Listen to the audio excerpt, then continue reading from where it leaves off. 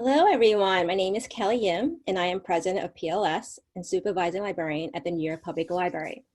It is my pleasure to welcome you to our third session of Combating Racism in Libraries, creating spaces to educate and inform our communities.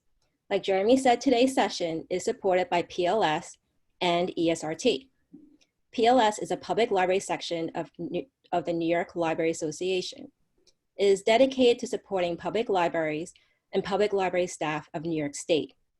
Our goal is to help sustain and improve libraries and library services by providing continuing education opportunities, conferencing programs, awards, scholarships, advocacy, and by supporting key NYLA initiatives like this. ESRT is the Ethnic Services Roundtable of NYLA. It is focused on ethnic services, specifically on sharing information through a cooperative network, developing, promoting related collections, designing services, and providing up-to-date funding information. As such, I'm so pleased to welcome you and be your moderator of today's event. So without further ado, I'd like to introduce you to our panelists, starting with Rose Dawson, Executive Director of Alexandra Library. We also have Novella Ford, Associate Director of Public Programs and Exhibition of Schomburg Center for Research of Black Culture of the New York Public Library. And lastly, but not least, Shakira Smalls of Queens Public Library. All right, let's get this conversation started. We have 3 different topics we'd like to start with. So the themes of the topic is diversity. What do we mean by diversifying programs? Rose? Thanks, Kelly. Now, when I think about diversifying programs, then in order to plan them, it's not just the type of programming that you're doing, you're also looking at the format that you're providing. You need to improve the accessibility of what you're thinking about offering. And so the programs themselves are things that we automatically think about, but you want to take those other things under consideration. And then it's all about the different presenters, their style, their viewpoints, their perspectives. I mean, it is not as cut and dry as one would think. And so it's really a critical thing to consider when you're thinking about doing some form of programming. Awesome. Shakira? So I agree with Rose completely, and I just want to add that I think it's extremely critical to understand your audience. No matter who your audience is, it's critical to understand the platform that they are going to receive. And when you're thinking about diversifying programs, I don't think it always has to be something completely about the program or a celebration, but sometimes just educating and understand what your customer will receive. So I think it's very critical to understand that. How about you, Novella? And I would just add, I absolutely agree around learning styles being a really important idea around diverse programming, right? So everything doesn't have to be a conversation or a workshop. You may be able to get at a topic using a different kind of medium, which might attract a whole different audience if you were just using books. And then understanding your audience, I think, is very important, but also understanding that your audience, the library may be the only place where they might experience the kind of variety of programming that I would expect from a library, so that it's not just catering to the interests and or biases, right, of our audiences, but rather to what we hope people get from libraries, which is a diverse sense of the world, an expansion of the ideas that are out there, in addition to anything that might be culturally relevant if they are in, specific communities. I'm glad you mentioned libraries, because program planning can be kind of personal. Like, we tend to program what we enjoy doing or seeing. So how do we address our biases and limiting perspectives when planning a program? I definitely think it starts with the individual. So at the library, at the New York Public Library right now, they have started sort of a diverse public programming working group to really talk about this across the library, right? I'm at the Schomburg Center for Research in Black Culture. So what diverse programming means to me may be very different than in other places. So for me in Black culture, I'm gonna go deep and wide inside of that. So that means the diaspora, right? In addition to other kinds of intersectionalities around gender and regional, right, and geography.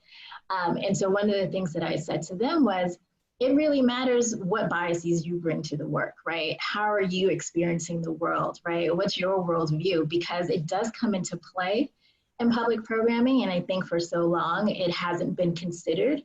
But if you're not curious about the world either, right? If you're only thinking that American history can be told by this particular kind of person who has this kind of pedigree, then you're gonna miss out on the ways in which other histories help to expand what we're talking about when we talk about American history. And if you understand that there's an expansion in there, then you start to go a little bit further outside of, you know, the fence that is created by your own house, right? And I say that to say, not because you're going to become all-knowing. I am a generalist in the best way, right? My knowledge is more broad, if you will, but I'm super curious about the world. And so I'm always trying to figure out, well, how many ways can we get out of something? Gotcha. How about you, Rose? How would you tackle that? Well, one of the things that Alexandria is a city of 160,000 outside of Washington, D.C., in Virginia. And I'm the director of a public library. And so one of the things, in order to try and match 23% of my residents, the population are African American, another 20% are Hispanic. And what I'm cognizant of what we need to do is make sure that all of those groups are represented. So we have had an EDI committee for over 11 years. And when you have all of those different groups represented, then it helps to eliminate or remove some of the biases that others tend to have, which keeps them from doing a program because they have a preconceived notion, if you will. And so from that committee, the branch staff have what we call is a guide.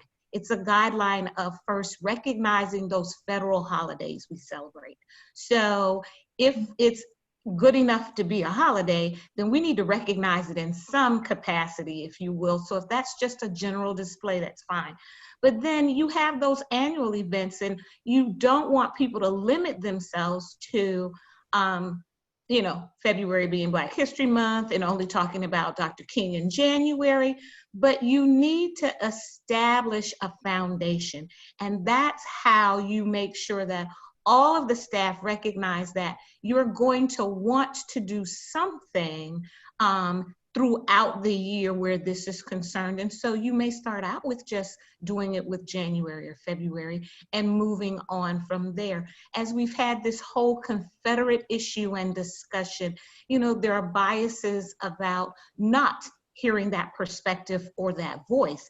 And that's where you really need to remove your biases, because as Novella pointed out, you want to make sure that you're providing an educational opportunity as well as meeting a demand that someone is interested in. And so you're able to benchmark what's going on and what's out there and of interest, and recognize that that's the thing that's going to support your offering up this program. So being able to evaluate those sorts of things is one of the ways to move yourself beyond your biases or your limitations and restrictions. I love that. I love that. Shakira, you're from Queens Public Library, and Queens is very diverse. What is your input on this? So I think Novella and Rose hit it on the nose. So I am in a very unique position. So Working for Langston Hughes Community Library and Cultural Center, it was actually built by middle-class African Americans in the community who felt that they did not have a place to go and learn about their own culture.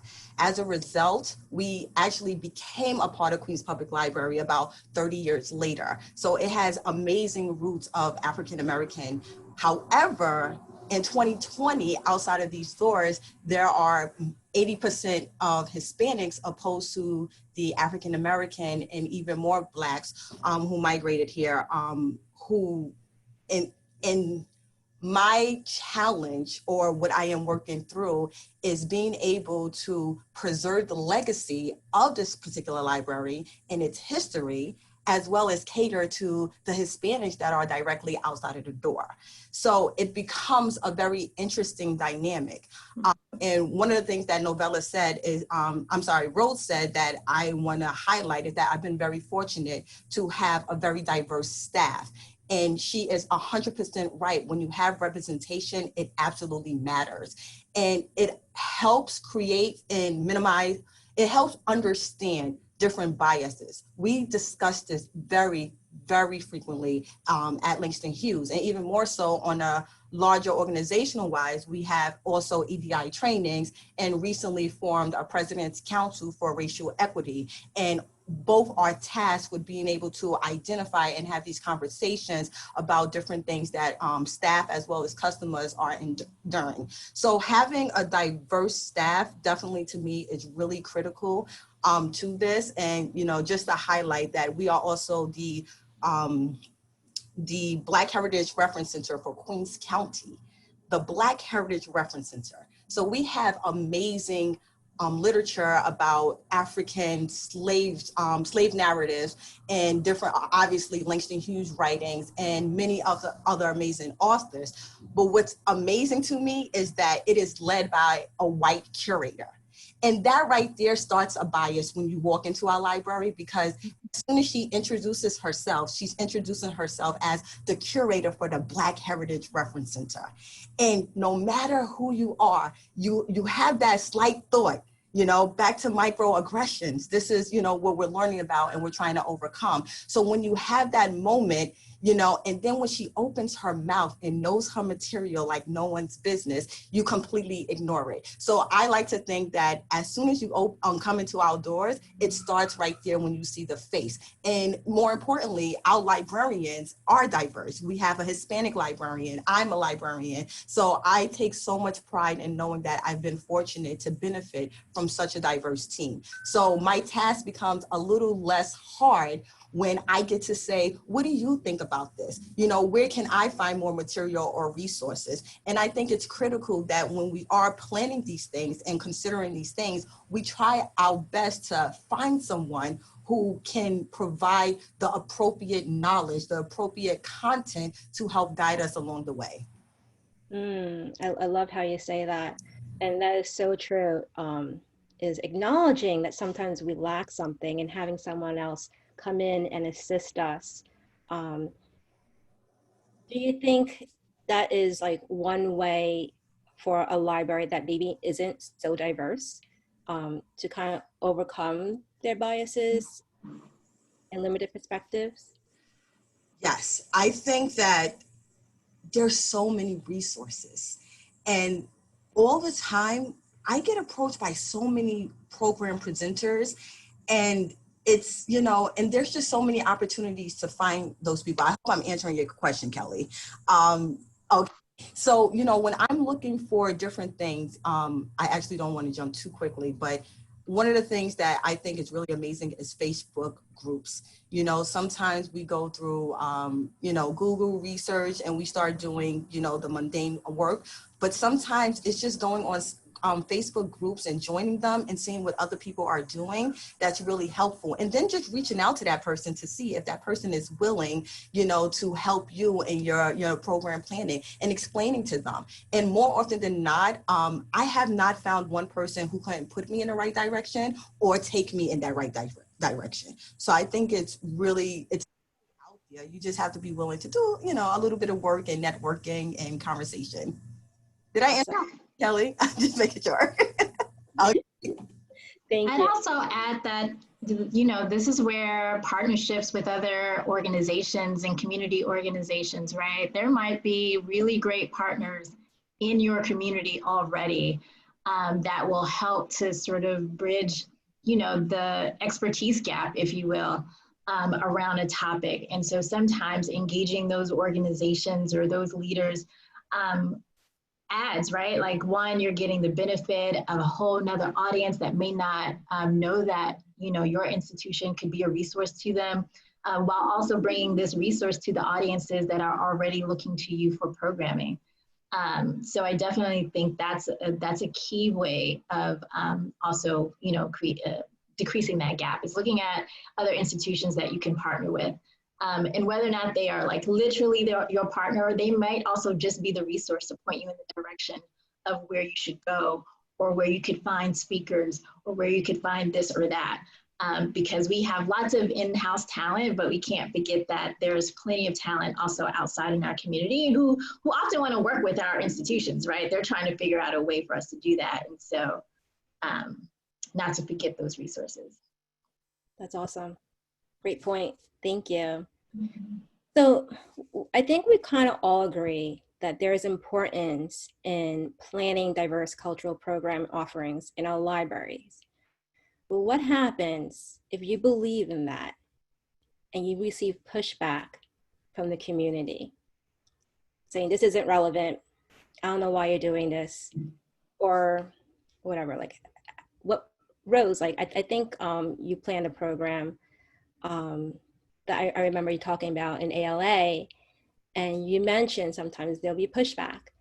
Absolutely. Absolutely.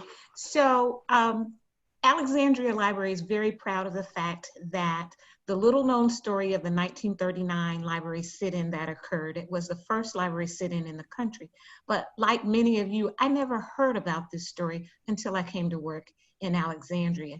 And being the first African-American to hold the position of director, I recognized that I couldn't have this job if it weren't for those types of actions that those gentlemen took.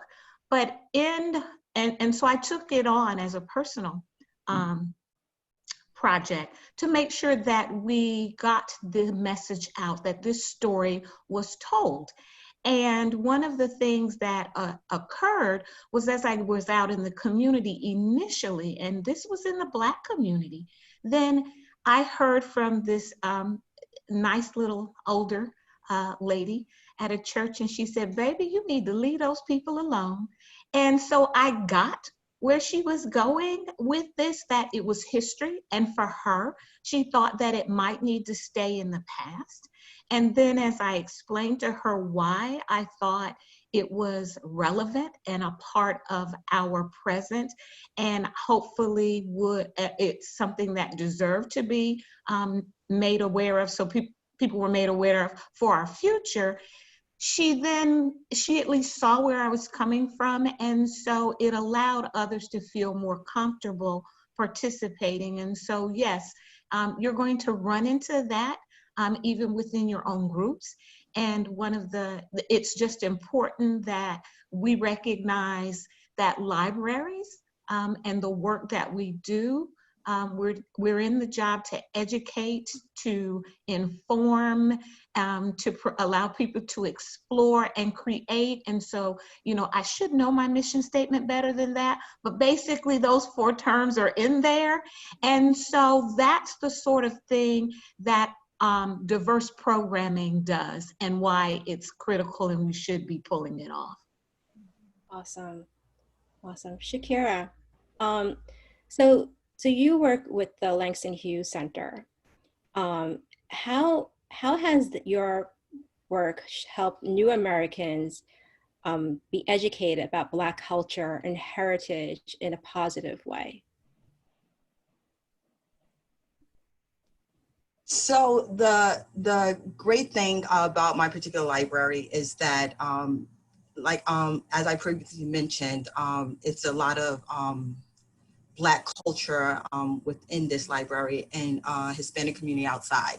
So it was, I'm not going to use the word easier, but it was smoother being able to show the correlations, you know, of both cultures and seeing so many things that we actually have in common opposed to one culture to another. We have so many similarities. And even now, you know, a new term that is frequently used is Afro-Latina, you know, so it gives a really great opportunity for us to explain, you know, where that terminology came from. I take pride in knowing that we're doing a great job being able to show people, you know, different ways of celebrating each other's culture. One of the campaigns that Queens Public Library has that I think is a really great coin is Time for Kind. We do it starting around Thanksgiving to the holiday season. And what it indirectly does, it gives us an opportunity to, it's a teachable moment. We're not talking about Christmas, Hanukkah, nor Kwanzaa, but we're talking about Christmas, Hanukkah, and Kwanzaa. You know, they all have similar principles, and it allows us to tie them in somehow, whether educational or whether it's an actual celebratory event for either one of them. But it allows us to show the community how we can coexist, understand each other's culture. And another thing is, what we take pride in at Langston Hughes is we give people the space to celebrate their cultures. Sometimes, you know, there are organizations that come to us and they say, we want to have a Kwanzaa festival here. And we say, absolutely. We want to have Hanukkah here. We say, a Hanukkah celebration, we say absolutely. So we're also, you know, being able to allow people to celebrate their heritage and their other homes when they're not in America, and be able to still have those riches and those cultures that they want to do. So I like to think that we are inclusive and we're helping everyone be who they want and remember where they come from without judgment, and by sprinkling a little bit more of information and education when we can and have that opportunity. That's fantastic. Thank you. So Bella, would you like to add anything to that? I think I'm gonna straggle between your question to Shakira and some of what Rose was saying before. One of the things that we talk about at the Schomburg, we have this really wonderful video that was created for our 90th anniversary. We say, find yourself at the Schomburg, right? And so I think that is in and of itself is its own message. So what does it look like for somebody to find themselves at the Schomburg Center? I can't actually define what that is. When you walk through the door with your gay self, I can say, here are the archives that we have related to that. Does my programming reflect that, right? When you walk through the doors and say, with your Caribbean self, I can say, oh, well, we have archives of Claude McKay and so forth and so on. Have you been to this program? Right. So I think that when you think about the audiences that may walk through your door, what do the programs look like that would talk to those people when, if they were to walk through your door, right? So we're a public archive. So we have a slightly different set of things that are also going on. So we don't necessarily operate like a traditional branch library. But public programming has become such an important face of the Schomburg Center, right? Because while we're a public library, a public archive, and really anybody can come and access our archives. So we have James Baldwin's archives, for instance. We recently acquired Harry Belafonte's, but then we go, you know, even further back with some other folks just to give people a sense. All you need is your library card to access those things, right? But for a lot of people, it's like the archives are there, but it's a way for me to introduce them to the archive. Right.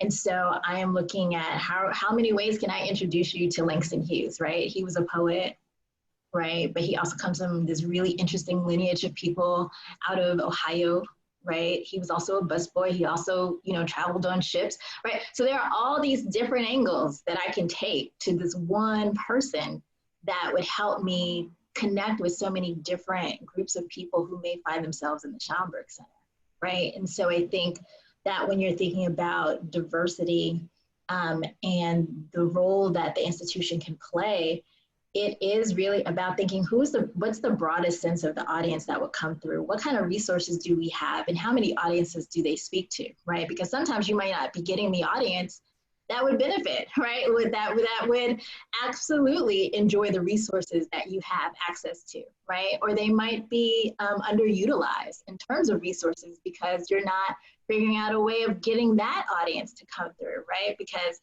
we all know we're regulars at our own places, right? We find places that you become a regular, so it's no big deal, right? And I think you can also get used to your regulars, right? In terms of but how can you find new ways of letting people know we're here for you too? Like there's something for you here too. So what you were saying, Shakira, about what you're doing at the Langston Hughes Library or Center is absolutely critical, right? So you're not just saying, oh, Black people, wherever you may be in Corona, come to me. But in fact, you know, Latino people come to me because I can tell you some story, and other folks come to me because there's something else here. So I think taking inventory of what resources we have internally, whether or not it's the books on our shelves or the kinds of things that we want to do, and figure out, okay, how can we use that in the broadest sense to attract and also tell diverse stories.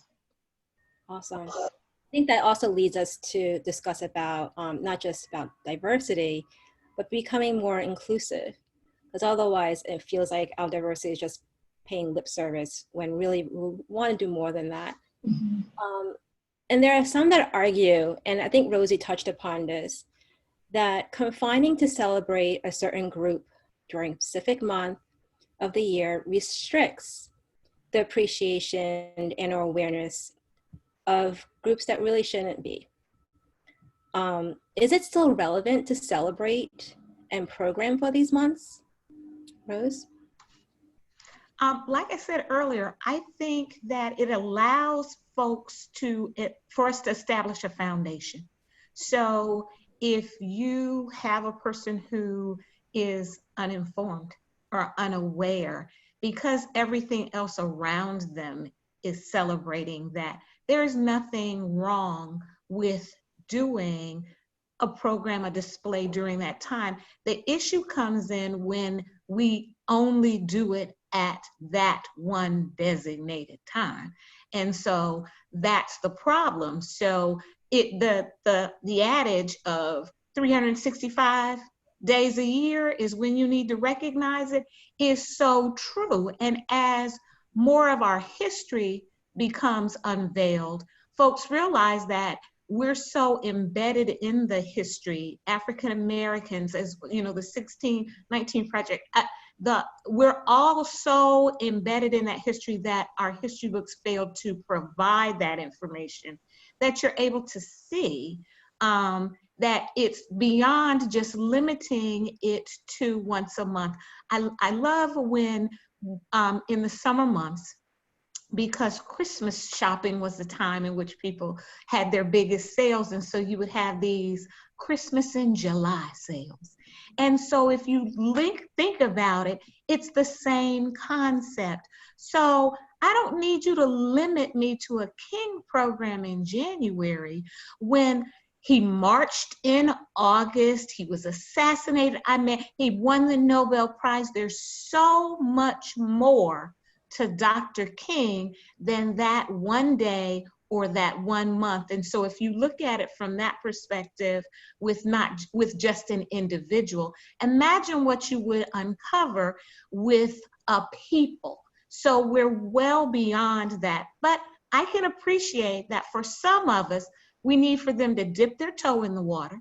And so that means if you need to start out comfortably doing your thing in that month when everybody else is celebrating it, then that's fine as a beginning. But that is definitely not the end all be all. Can I add a little pro tip to that though, which is, if that's when everybody is doing it, you have a better shot at getting some people on the off months, right? Right? It might cost you less money actually, because it becomes high season for certain people. You know, you're looking for this kind. So really the benefit ends up being to your advantage if you're thinking outside of those specialty months, right? Not because you ignore them, but it's yes and, right? Yes, absolutely. You're So I have shocking to add out too. of order. Mhm. Can I add, because I have it on my desk. Can you guys see this? This is a calendar that someone gifted me with. And Uh-huh. it actually has so many amazing facts about African Americans and Black culture. And as you can see, I'm beyond February, and it still goes on and on and on. You know, so I absolutely agree, Novella. I felt like, I'm sorry, Rose, I felt like saying preach as you were talking, because that's honestly how I feel. You know, if that is what they need to do, we will respect that. But long as you understand that it's just a beginning, you know, and don't limit us to a month because it becomes insulting, you know. Said Martin Luther King Jr. is way beyond there. Black August is a huge month for us and so many significance about it. Then we have Juneteenth. Right now, everyone's buzzing about Juneteenth, but it didn't exist this year. It was out for a very long time. And I'm sure so many people had amazing programs about it. So I'm happy now that they are listening. But again, don't restrict us. You know, Kwanzaa, it's another big, you know, event for us in celebration. Kelly, I'm sorry if I'm cutting in too long, but I just wanted to give a quick example where I teach my nephews about Kwanzaa and the importance. And one of my nephews, he was, I believe, first or second grade at the time, and his teacher gave him incorrect information about Kwanzaa. She was telling him the class about this this celebration that started in Africa. You know, immediately he stopped her and he said, "No, my titi said, you know, so forth, so on." And then he shared with her what I did. What I appreciated about her is that she emailed his mother and told her about the teachable moment her son provided and told her to take her to the library and do her research. And what was critical was that she recognized it as a teachable moment. And long as we look at Black History Month as a teachable moment, but there's so much more than just those 28, sometimes 29 days. And two things that can I just for one is that the other thing about what you just said, Shakira, is that you might get it wrong, right? And so the goal in diverse programming, right? The goal, if you're learning or doing things that are different than how you used to do, is that you have to push past feeling uncomfortable or feeling unknowing, and possibly get it wrong in hopes that you can get it right the next time, but that you've actually done the due diligence to try to at least get it right that time, right? And you know when you've done the due diligence versus, oh, okay, well, I'm gonna just slap this together, you know, and put it out here because this is what the people want, right? And because you will get your feelings hurt if it's wrong, right? But in a program where people feel like, oh, we understand where you're going, let me pull you to the side and let you know where you went wrong, you have to be willing to accept that and hear that and then adjust accordingly, right? Because that same person could have listened to this, you know, listened to this young person and decided that this young person should not say anything to me. And therefore, you know, what I'm saying is, you know, beat their chest in this kind of way. And that is completely and utterly incorrect. And the second thing I wanted to say is that we have to remember why these 1 month or 1 week or heritage months are often created, because the histories have not been inclusive, right? So they initially came by way of needing to insert themselves, right? Insert ourselves into narratives that did not include us, right? In the us, in the broadest sense of that word, right? And so I think you have to think about it that way. And so if it becomes less transactional, the more that you're thinking about all the histories or other narratives that exist at a time. So then it doesn't feel like, oh, it feels like I'm just doing this little heritage celebration, but in fact, it's a regular thing, right? And because the other thing, sorry, the third thing that I will say is that nobody wants to also feel tokenized, right? Right. So if it is my expertise around MLK or something like that, then great. But I will tell anybody who asks me, oh, can you come and speak to my affinity group about Malcolm X? I'm not your person. I'm Black, yes, you know, and I'm so down with MLK Jr., but I'm not your expert. So don't just ask the people at the time because they share something in common with whatever's going on, right? Ask me when you want to talk about knitting, because I can tell you some things about knitting as well. You know what I mean? Because I might be more of an expert over there. So when you think about diversity, again, it's also not necessarily identity specific, the programs in which you find your diversity, right? It can be something as broad as wine club, right? And so you're looking for sommeliers that are not just whatever you think a sommelier should look like, right? And so it might be the Latino person, it might be an Asian person, it might be someone who has a walking inability, right? Like, so I think you move beyond the point of representation as well, right? To a point of, there are lots of different people who could speak to these topics. And so what does it look like when I really do the work to try to find different people? I love that. True. So often when we're program planning, we tend to look back at what we've done and we look at the program attendance. And we might try a program that doesn't fit the realm of our audience or our population, but it was important for them to know about or to do. So how do we continue to move forward to plan for that, even though knowing that we might not get the numbers that we may want? Well, it's beyond just attendance anymore. That was when we were only tracking outputs. And so we were trying to prove a library's worth by, look how many people showed up to my program. And it later on became a thing of outcomes. So the individuals who came into my library, out of those who came into my library and attended that program, they then went on and said, you know, I admit I was a racist and I didn't realize that I was, or that I was discriminating about someone. I attended your program and I just want you to know how it's changed my life. It's about changing lives as well. So we don't just care about attendance. Yes, the numbers are good and they look good.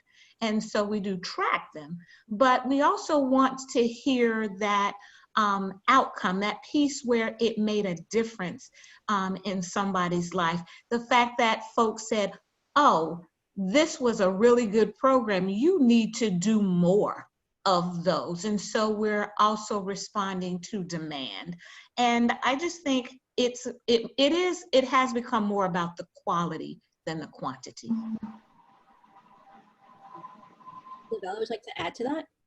No, I mean, I think you just said it all. It's about the quality of the engagement, right? And numbers have their place, but the engagement is important. And then figuring out, because the same way we're having these conversations now, I think philanthropy is also having these conversations, because oftentimes that's sort of the driver too, sort of needing these numbers to talk to your funders, you know, to say, look how relevant I am by way of just this data.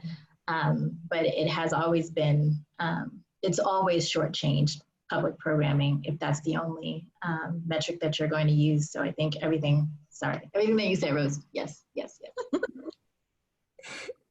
Shakira? So I just want to add, I absolutely agree that, you know, it has to be quality over quantity. However, I do understand that it's a little bit more challenging for some of us. And what I would recommend is, you know, looking at those numbers and assessing why were those events not successful. Could it have been the wrong medium chosen? Could it have been that you could have coupled it with another popular program? One of the things that hits big here, you know, giveaways. People love giveaways. People love food. You know, could you have coupled that program with that? Could you have invited a particular school, class? Could you have partnered with a different organization? So I would definitely, you know, take a step back and not automatically assume that it was not a good attendance as a result of people not wanting it. But it could have also been, which I found out my first year here, is that a lot of people in my community, Hispanic people, did not know what Kwanzaa was, you know, and, you know, during our Kwanzaa, we do an amazing market of things that were handmade, which is something that my community would benefit and enjoy. But if they don't know it because we're only using terminology that's familiar to us, then they would not think to come to the library on that particular day. So we learned to, Kwanzaa for us is a full day event. Who says it's, I'm fortunate to have multiple meeting rooms? Who says I can't use one of the meeting rooms to have a program that caters to a different demographic, that then they hear music, they see people, and now they're walking around the library and finding out, what is this? So, there's all different types of ways. So I would just do a deep assessment and try to identify exactly what you could have done better. Mm-hmm. Thank you. So when we're talking about diversity and being inclusive, are we also talking about intersectionalities?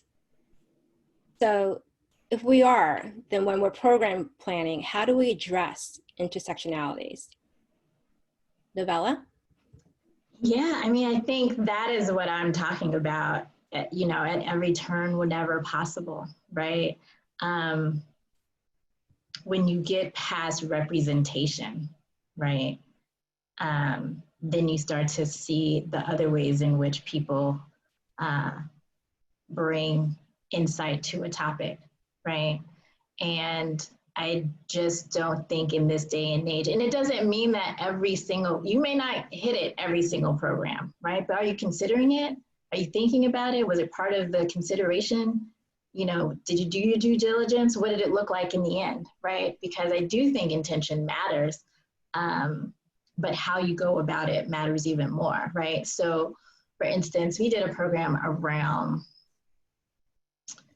Malcolm X. And we acquired what was called a lost chapter from the autobiography of Malcolm X. And annually, we celebrate and commemorate the assassination as well as birthday of Malcolm X. And so when you try to think of the various ways, because we also home to his archive. And so for this program, I had an Afro-Latino woman who moderated the conversation. There was a gay man who is also Muslim, who was part of the conversation. There was a straight Black man who was an academic.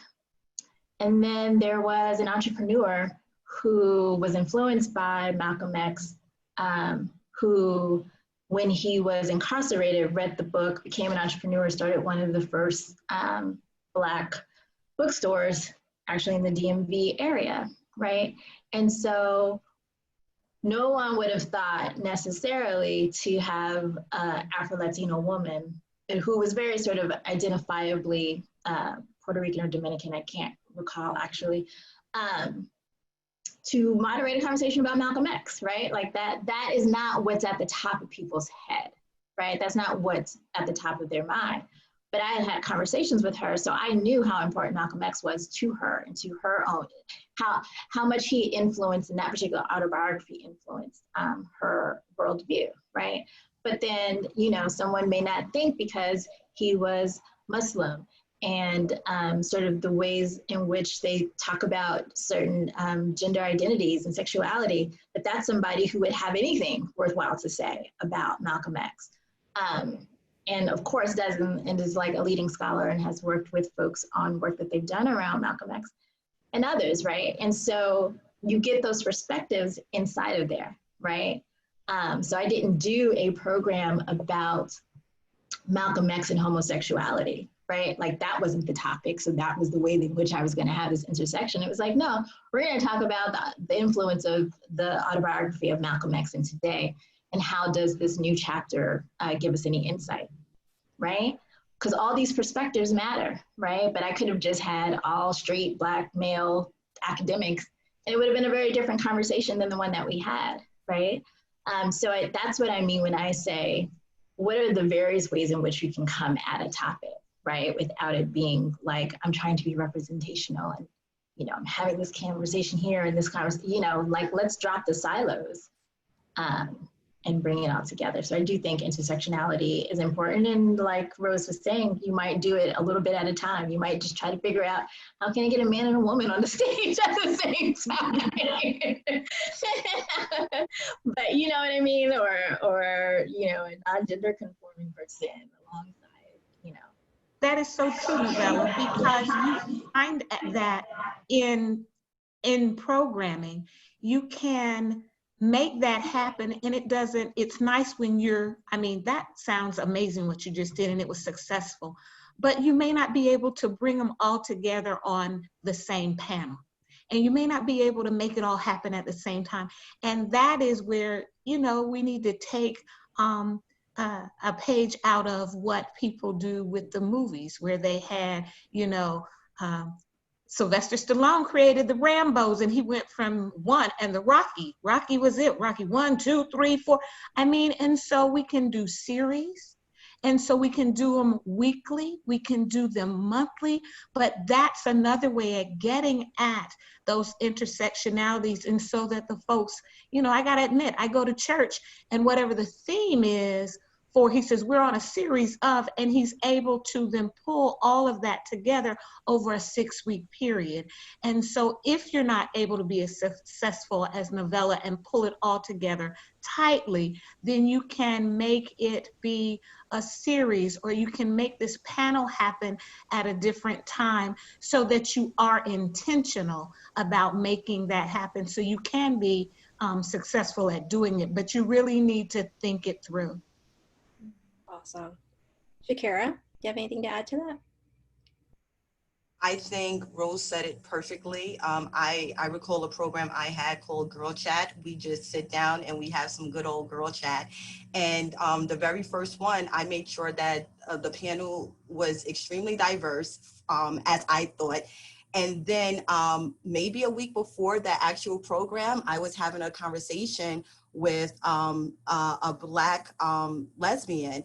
And in the conversation, she was telling me, I don't consider myself a part of the LGBTQ family, but I know I am a lesbian. And it was just such an interesting take. And I'm like, oh, Shakira, you didn't do a good job putting on a diverse panel as much as you thought. So once again, I don't recall who said it, but be okay with making those mistakes and then figuring out a way to fix them. So of course I asked her, can you be a panelist next week? And she absolutely was. And then I felt like the entire picture was perfect. But sometimes I am the person who, as we say about Black history, finding those celebrations to be able to introduce things to the customers. So for example, during LGBTQ month, our curator, she puts out a display about James Baldwin, and it just starts a conversation. So it's okay to start a conversation, but again, it's just a conversation starter. Make sure that you understand that moving forward, how do you continue to do intersectional programs? Excellent.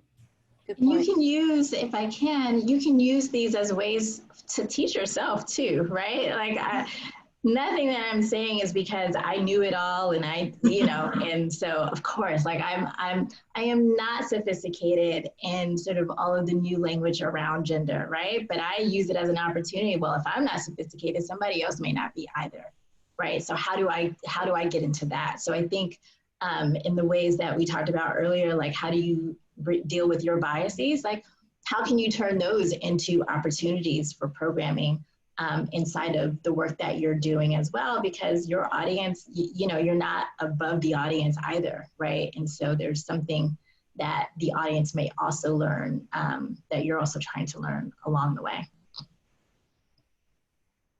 Awesome. Thank you. So, wow, we're like hour. And one of the last questions I wanted to ask, and I feel like it's very important, because normally when we do these programs here at NYLA with the webinars, we get 50 people tops.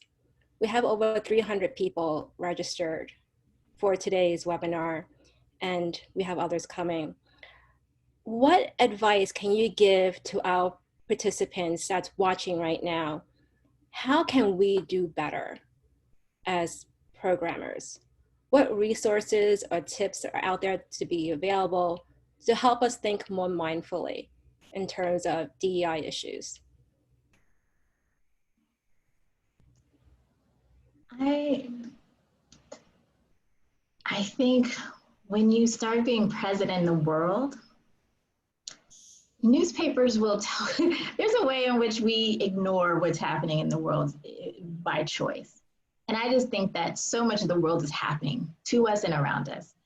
And folks are walking around with blinders on, right? I will not lie and say that I am somebody who has been like, oh yay, everybody's now waking up to, you know, police brutality in certain situations. I'm kind of like, where have you been, right? But I take it as everybody has their own blind spots. And so it is great that we get to have these opportunities, but how do we take our blind spots? You know, how do we take off our rose-colored glasses and really just sort of look at the world around us today? And I think you can do that just simply by reading the newspaper to key you in, right? To situations that are not like your own, right? And to situations that are like your own, but what do they look like for other cultures, right? So you might be a middle-class white woman in Arlington, you know, what does that mean to be middle class and Black woman in Arlington? Is it the same? Is it not, right? I also think Google can be your very best friend. There are so many, I just came off of a literary festival that we hosted at the Schomburg Center. This information is not new information, right? So you can go to the shelves of your library to even find out. I think looking at institutions that you think are getting it right are oftentimes good places to go and just even look back. What kind of programming have they done? What conversations are they having that we could have? Because we might not all be having the same conversations at the same time. And I think conversations about diversity or that are filled with diverse and intersectional folks are happening all the time. You might want to replicate something, right? Or you might replicate it in a way that is specific for your audience. And I think that that's fine as well, right? Because that's what these public humanities is really all about, right? There's a way in which we're sharing, you know, all this information with hopefully the goal of expanding the minds of our audiences, but also giving them tools to operate in the world in the best way possible. So I think, you know, let's not discount the things that we have readily access to, which are the books on our shelves and Google, right? But then beyond that, when you come to a panel like this, checking out the Schomburg's programs, checking out Rose's programs, checking out Shakira's programs, checking out wherever, you know, and not so that you can call, you know, me up and say, oh, hey, could you put me in contact with Eddie Glaude? But so that you go, oh, Eddie Glaude, who's that? You know, you do your own research and figure out how do I reach them, or is there somebody like that in my community that we have access to? So I would just say, you know, don't discount what is closest to you to consider. How do you go about programming diverse programs? Excellent. Novella, you're so on point. You know, for a public library, and for those of us who work in public libraries, they were created to complement or supplement the education system. You know, our patron saint, Andrew Carnegie, in which how we built a lot of these, was because he recognized that. And I'm going to take you back down memory lane with me for a minute, because Novella, you were so right when you were saying a lot of this is not new. Where have people been? So there have been, the incidents have been taking place, and there has been a need. And the thing is, number one, is that you don't need to be fearful to actually want to do some program that will allow you to have the diversity that's going to educate the masses. So when I came into the profession a minute ago, Dr. King's birthday became a holiday, and I came into the profession not long after that, and I was a children's librarian. And I was working in the Palisades Library in Washington, D.C., on the other side of Georgetown, a neighborhood that really lacked diversity. I could count on one hand the families that I knew in that neighborhood that looked like me, and I was their first Black children's librarian. But I got so pumped about the holiday and wanting to do something. But at that time, there were not a lot of books about him. There, least of all for children who were pre-K, K, and first grade. And so I spent 3 weeks creating flannel boards, finding poems that tied in, reciting them, practicing them.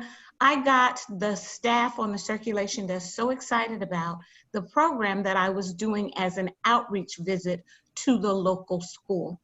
And they went and they shared with the branch manager about this wonderful stuff I was going to do on this outreach. I was scheduled to do it that Friday. He came to me that Tuesday and he said, I understand you're doing this program. I'm bragging on what I've got going on. I'm pulling out everything. And he tells me, I'm telling you, you should not do that program. And I was floored that this white gentleman is telling me, he asked, did they ask for it? And I said no. And he said he forbade me to do the program. At this point, I told him, well, if I can't do it, then I'm not going. And so anyway, to make a long story short, I did the program. It was so well received that the classes that I did it for, the others who had not invited me, the librarian at the school then booked me with every single class for February so that I would come and do something. And so I just encourage you, you've got the resources, as Novella pointed out. You have access to people, to books, to material. A lot of it is fear on our part, but the need is there, and you just need to feel comfortable that we have our community and our supporters, and all you have to do is reach out and ask, and you will find folks who will be more than happy to help you out. Thank you, Rose. Shakira?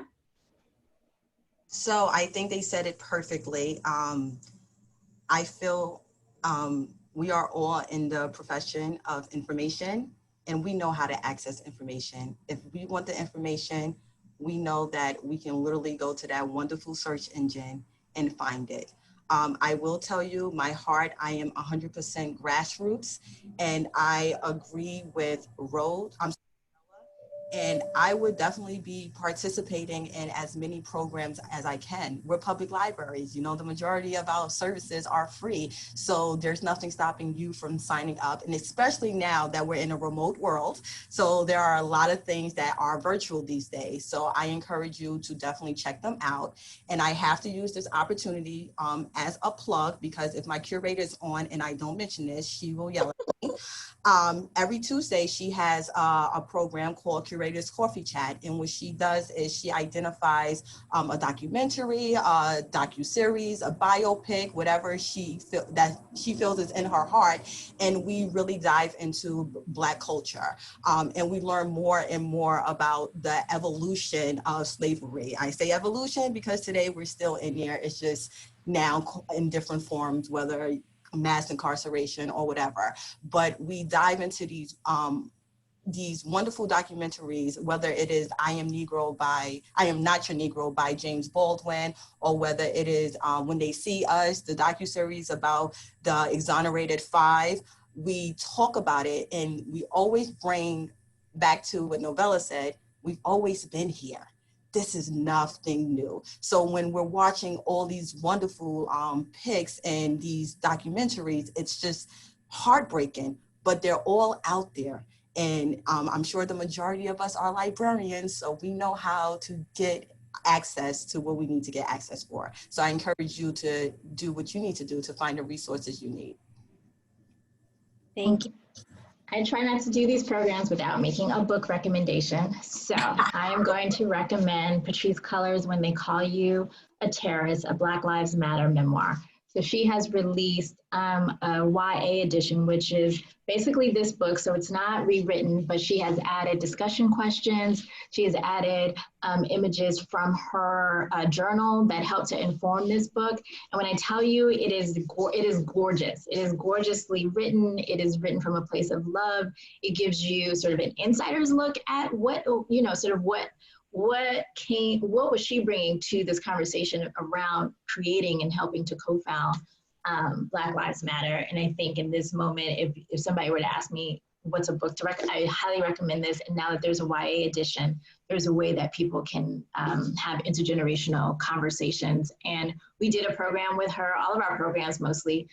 We live stream, we are doing virtual as well. So you can find them at livestream.com/Schomburg Center.